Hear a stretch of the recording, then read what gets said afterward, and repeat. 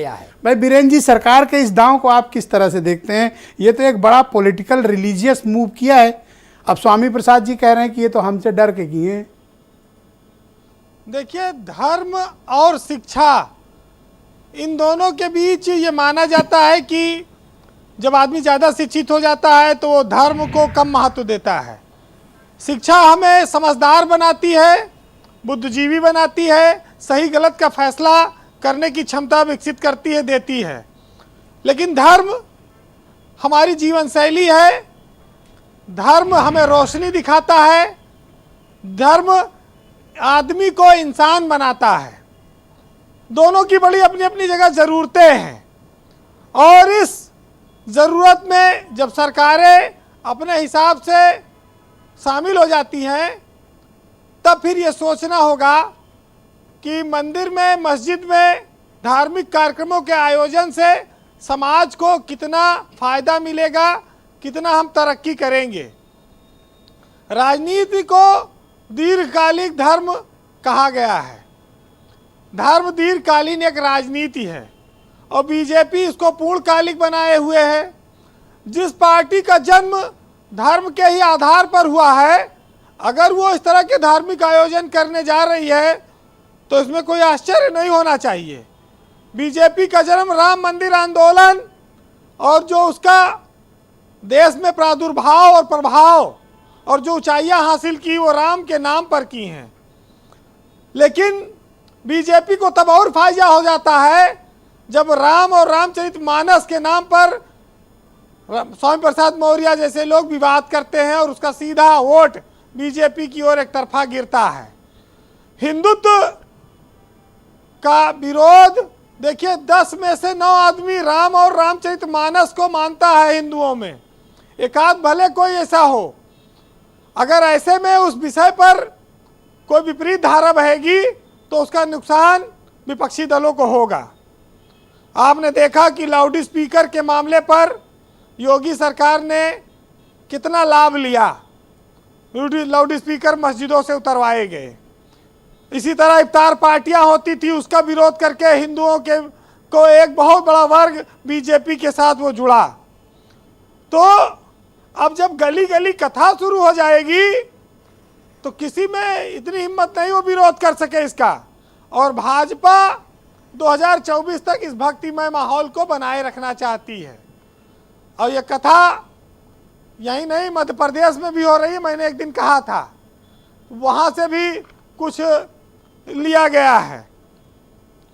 देखिए, विपक्षी पार्टियों को ये बात समझनी होगी कि हमारे देश में चाहे सवर्ण हो चाहे गरीब हो, ओबीसी या दलित जिसे कहते हैं, उनके यहाँ शादी ब्याह मुंडन में जब ये गाना आज बजने लगा कि जो राम को लाए हैं हम उनको लाएंगे, तो जब इस तरह की भावना है तो फिर फायदा तो बीजेपी को मिलेगा।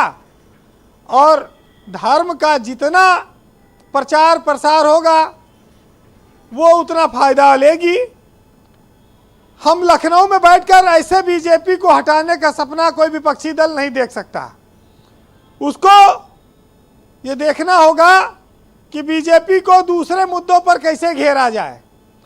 एक बात एक सज्जन ने हमसे कही, भाई ये रामचरितमानस और पाठ का जो विरोध कर रहे हैं, अगर आसिम बकार साहब की पार्टी चाहे तो ऐलान कर दे कि वो पूरे प्रदेश में कुरान का पाठ कराएगी, कौन रोक है? वो भी अपना कहीं से फंड ले आए। तो ये बात, अरे इनके पास बहुत फंड है, इनके पास फंड की कौन सी कमी है? देखिए ये बातें तो वो भी जानते हैं इनके पास तो कि धर्म से जो भक्तिमय माहौल पैदा होगा उत्तर प्रदेश में, उसका बीजेपी सीधा फायदा लेगी। और कांवड़ यात्रा की बात आती है, इससे पहले कांवड़ यात्रा पर भी तमाम सारी बातें थी, हर जाति के लोग जाते हैं वहाँ। अब मौर्य जी कहें कि साहब ये गलत है और ज़्यादा पैसा मिले और धर्मों का, ये सब अब पुकार, ये सब मांग कोई सुनने वाला है नहीं। इस देश में बहुत कैसा ऐंठ के बोल रहे थे कि ये पूरी सरकार हमसे डर गई है। मैं कहा इतनी पॉलिटिकल पावर वाली पार्टी क्यों डरेगी आपसे? देखिए, पूरे प्रदेश में पंडित जी लोगों की और कथा वाचने वाले लोगों की बुकिंग हो गई है और सबको मिल गया काम। अब चाहे कोई धरना दे, कोई नौकरी का मुद्दा उठाए, लेकिन जब गली गली में पाठ होगा, गूंजेगा, तो लोग जाएंगे वहाँ पर, हिंदू के धर्म से जुड़े हुए लोग, राम को मानने वाले लोग, और इसका कोई विरोध भी नहीं कर सकता।